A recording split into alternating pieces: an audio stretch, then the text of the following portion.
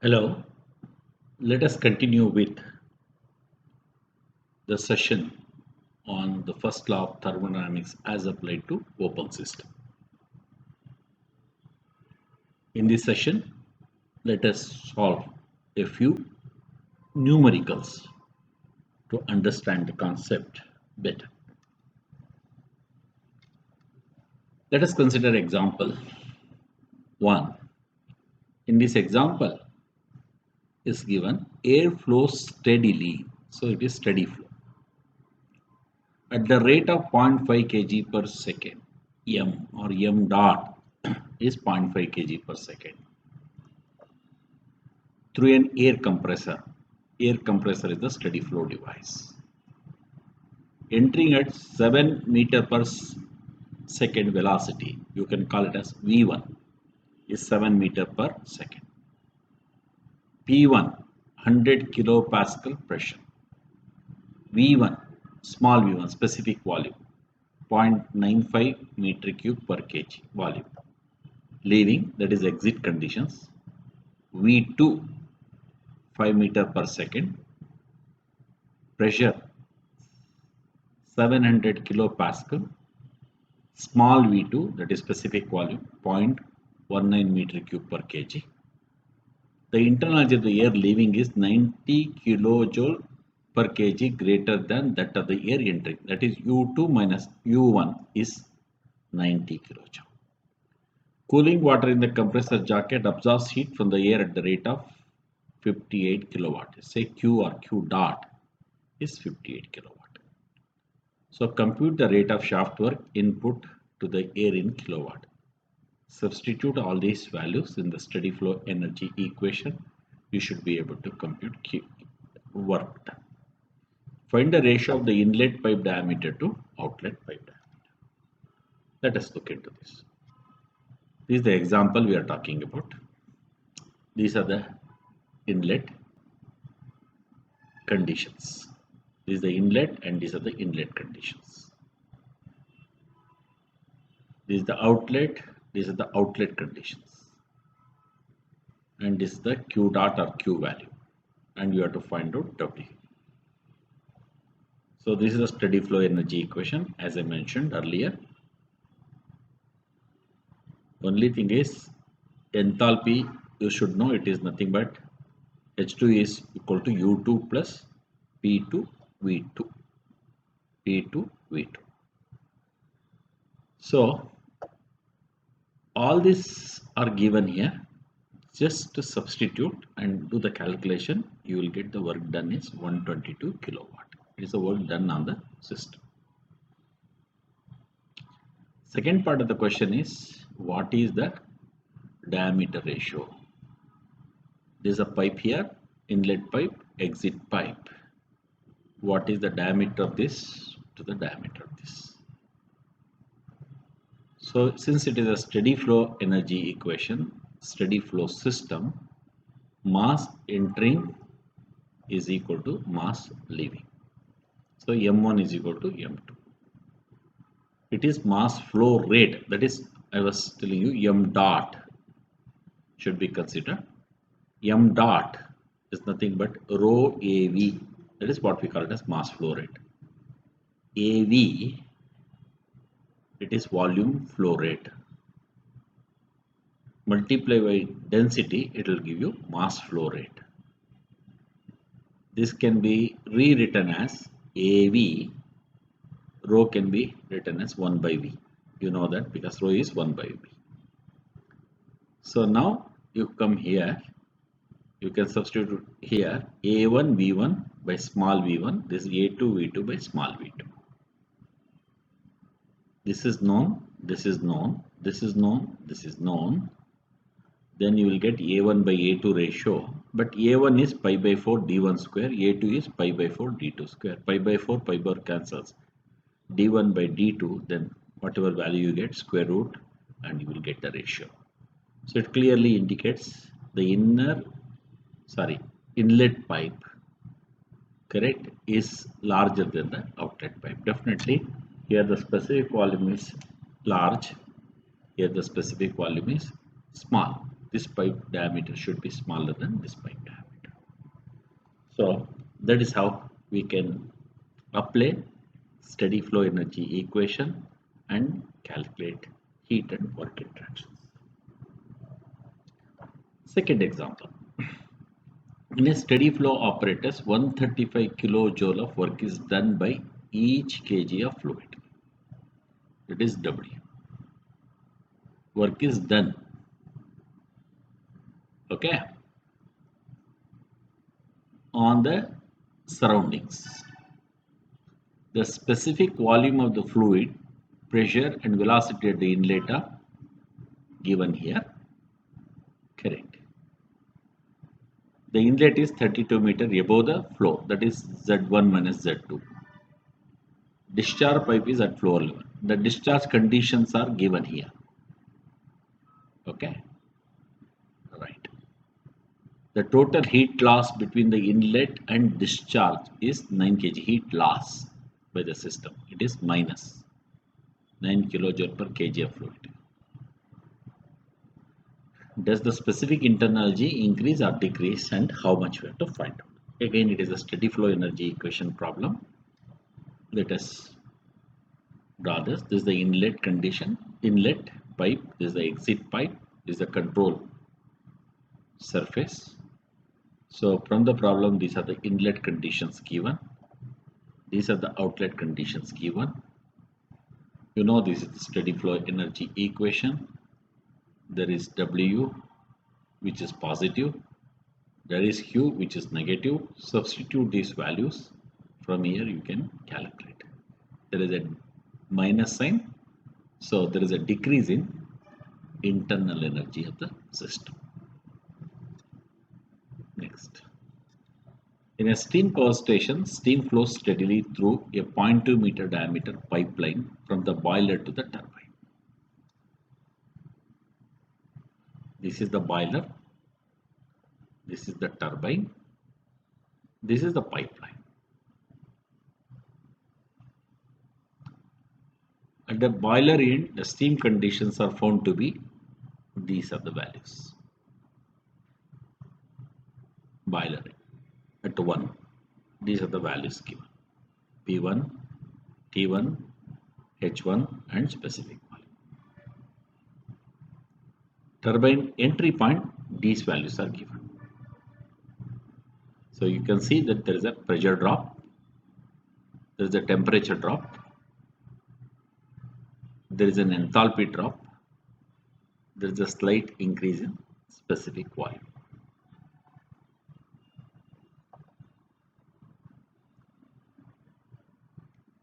So there is a heat loss here. Calculate the steam flow rate. What is the mass flow rate of steam you have to find out. So again, it is a steady flow energy equation. So this is the one. So no information or data is given about Z1 and Z2. So we can assume the change is negligible. So here all these values are rate values are given. Correct. Now there is V2 and V1. These are velocities. Correct. Say, please know that this is capital V2 and this is capital V1.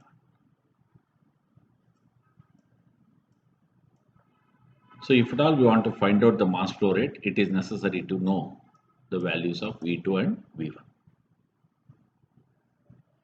Earlier I told you mass flow rate, since it is a steady flow, M1 equal to M2. So that is density, area and velocity must be equal to constant. Assuming not much of a variation in density from the entry point and the exit point, I'm sorry, the area of the pipe is the same, so you can say A1 equal to A2, you can cut it off. Then it is only this velocity, reciprocal of this density is specific volume. So these are the inlet velocity, and inlet specific volume, exit velocity, exit specific volume. So from here we can find out, let us say, exit velocity V2. V2 is equal to this small v2 by v1 into capital V1. V2 by v1 into capital V. This capital V. So capital V2 is equal to 1.15 small this one v1. This is velocity value. Velocity. So now the question is, you come back here, that v2 can be replaced by 1/15 v1. So this will also become v1 square. This will also become v1 square. We can take out common v1 square. From here v1, the inlet velocity we can find out 124.5 meter per second, and substituting into this, it is possible to find out v2 also. So now the mass flow rate is a1 v1 by v, small v1. A1 is pi by 4 d square, the diameter of the pipe. V1 is the velocity, and this small v1 is a specific volume. By substituting all these values, you will be getting the mass flow rate. So please avoid confusion if you get between the velocity symbol and the specific value symbol.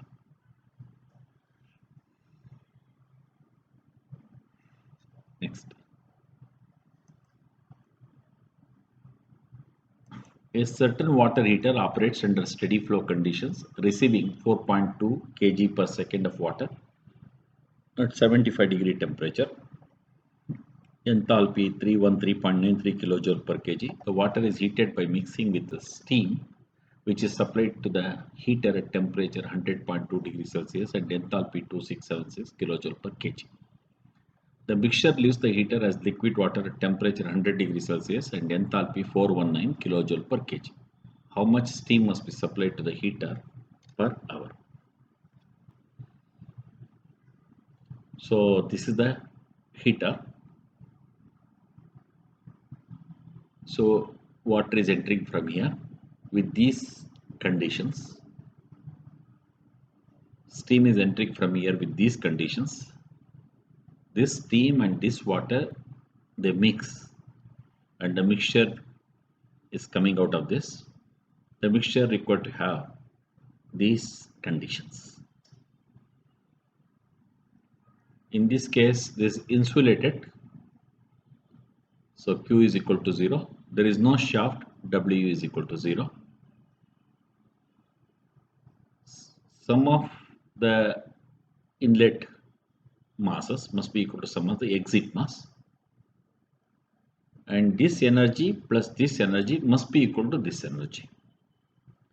That's why MW, HW, MS and HS must be equal to MW plus MS into HH. This is this thing. Energy can neither be created nor destroyed. This energy plus this energy is equal to this. So you go to steady flow energy equation, Q, W and velocity and potential energies are ignored. This is what exactly we are going to get. Correct? If there is any doubt about how to use this equation, this is not there, this is not there. Correct? Now we can write the inlet side and exit side. So definitely from this equation, we can neglect this part, and we can write those things. This equation can be written. So this value is known. Okay. This again, this value only unknown is here mass of steam. From here mass of steam can be determined by balancing this. So then This is what you get is for kg per second. You multiply with 3600, you will get kg per hour. Correct? This is the ms. This should be the steam flow rate to heat the water from an initial temperature of 75 degrees Celsius to 100 degrees Celsius. So here I just made the energy balance. A steam turbine delivering 18.375 kilowatt receives steam at 1.4 megapascal with U1 is so many kilojoule per kg, V1 that is specific volume 0.166 meter cube per kg, V1 120 meter per second. Steam is exhausted at 0.007 megapascal with U2 is equal to so much, small v2 specific volume is so much, velocity is so much, the heat loss for the surface of the turbine is so much. Neglecting change in potential energy determine the work done per kg of steam and steam flow through the turbine in kg per hour. Consider this turbine. P1 is 14 kilopascal, U1 is 2715.7 kilojoule per kg, specific volume is 0.166 meter cube per kg, velocity is 120 meter per second. This is the entry condition. These are the exit conditions. P2 7 kilopascal, U2 172.5 kilojoule per kg, V1 118.6, V1 330 meter per second. Observe that the pressure has come down from 14 to 7. Internal energy has decreased. Specific volume has increased. Velocity is increased. So definitely it's an expansion process. And in the meantime, the heat loss is given. So you have to find out what is the work output of this shaft. So take this neglecting change in potential energy, substitute, you will be getting work 577.26 kilojoule per kg. This is the work done. Power produced is 18.375 kilowatt. So then kilowatt is what? Kilojoule. This is the power given there. 18 point, where is it? 18.375 kilowatt. That is nothing but kilojoule per second. Kilojoule per second. This work done is kilojoule per kg. So automatically you get kg per second is the unit. Multiply with the 3600, then you will be getting kg per hour. A steam nozzle is supplied with 2400 kg per hour of steam at 1.5 megapascal. At the inlet, V1 is 1800 meter per minute. V1 is 0.15 meter cube per kg. U1 is 259 0.36 kilojoule per kg, and the corresponding values at the exit are P2 100 kilopascals, specific volume 1.75 meter cube per kg, and U2 2506.8 kilojoule per kg. Calculate the exit velocity. It's a steam nozzle shown. This is an insulated condition. There is no shaft, no work. So these are the inlet conditions. These are the exit conditions. Let us go for the steady flow energy equation. As I mentioned, it is insulated, so Q is 0. There is no shaft. W is equal to 0. Correct. There is Z1 is equal to Z2 in this case. So exit condition is equal to inlet condition. There is nothing but, right. You can also write it as enthalpy or internal energy plus flow work. So all these numerical values are given. We can find out the exit velocity. So it enters with 1800 meter per minute.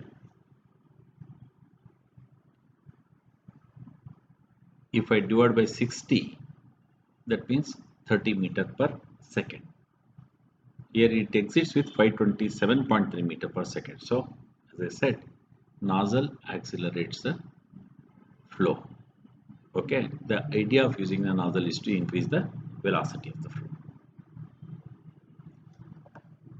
Another example. The inlet and exit condition of the fluid pass through a nozzle to increase the velocity are enthalpy at the section 1 or at inlet is 2987.27 kilojoule per kg, V1 is 60 meter per second, exit conditions H2 2757.48 kilojoule per kg, neglecting the heat loss from the nozzle and assuming the nozzle to be horizontal, find the exit velocity of the fluid, the mass flow rate through the nozzle if inlet area is 1000 centimeter square and the specific volume at inlet is 0.187 meter cube per kg. The exit area of the nozzle with the specific volume at the exit is 0.498 meter cube per kg. So, nozzle applying steady flow energy equation, then inlet and outlet conditions, if I can equal now separate out, and this is how we can write. In this part is known, this part is known, so we have to find out V2. Mass flow rate, as I said, rho 1 A1 V1, or we can write A1 V1 by small v1. So you know these values, then you can find out mass flow rate. So M1 must be equal to M2, then M2 is equal to A2 V2. Now we can find out what is A2. What should be the exit velocity, because mass flow rate should remain the same. So these are the examples which will illustrate how exactly we can use steady flow energy equation to find out some thermodynamic properties, also work and heat interaction. Hope these examples will clarify or